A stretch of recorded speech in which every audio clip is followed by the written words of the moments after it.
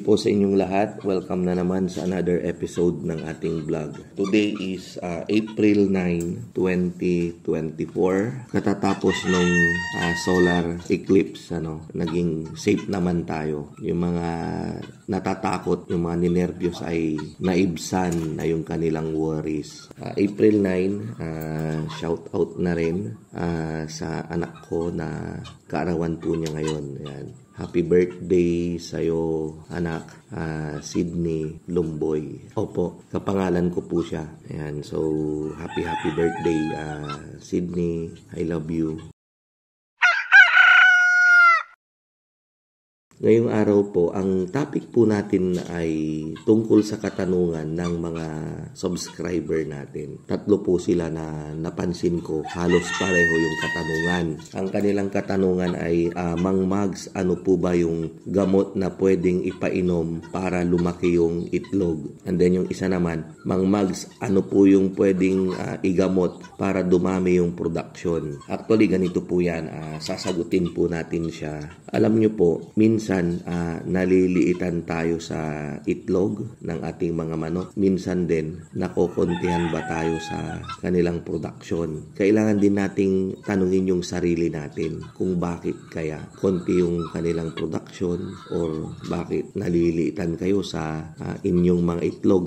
Minsan po kasi may mga cases tayo, sila pala yung may pagkukulang. Yung kanilang pagkukulang ay palaging nauubusan ng tubig, yung kanilang waterer, hindi makakainom yung manok, mauuhaw po sila. Ganyan din yung sa feeds, nauubusan yung mga feeder na maninipis. Yan. So, kaya nga palagi kong sinasabi na haluin po ninyo. Pwede rin yung kamay nyo, pero mag-ingat po kayo kasi baka masugat kayo sa mga alambre na nakausli dyan sa mga battery cages. Proper feeds, tamang painom, hindi sila naubusan ng tubig. Lalong-lalo na ngayon dahil panahon ng tag-init, napakainit po ng panahon. Tandaan nyo po yan, napakalaking faktor po yan. Kapag nagawa nyo po yan, sigurado po ako, dadami po yung inyong production. And then pagdating naman sa gamot, pwede po kayong magpainom ng mga multivitamins plus minerals. Ituro ko po sa inyo, mag-search lang po kayo dyan sa Shopee. Lately po kasi yun na yung paraan na maganda at mabilis. Order na lang po kayo sa Shopee. Andyan po yung mga CXD3 natin, Pyristat, Omnistat. Kung gamot sa malaria yung inyong hinahanap.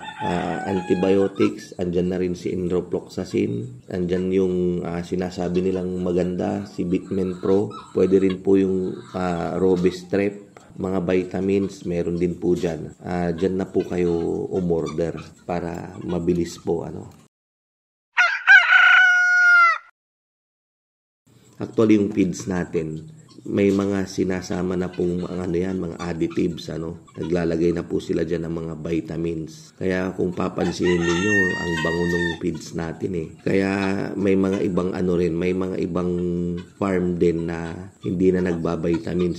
Meron akong kakilala, pero konting-konti lang yung manok niya, yung kasama kong kagawad dito sa barangay. 100% po palagi yung kanyang production. Hindi po siya nagba-vitamins. So siguro minsan interviewin natin siya, marinig nyo mismo yung kanyang mga experience sa kanyang mga manok. Ikukwento po niya yan mismo.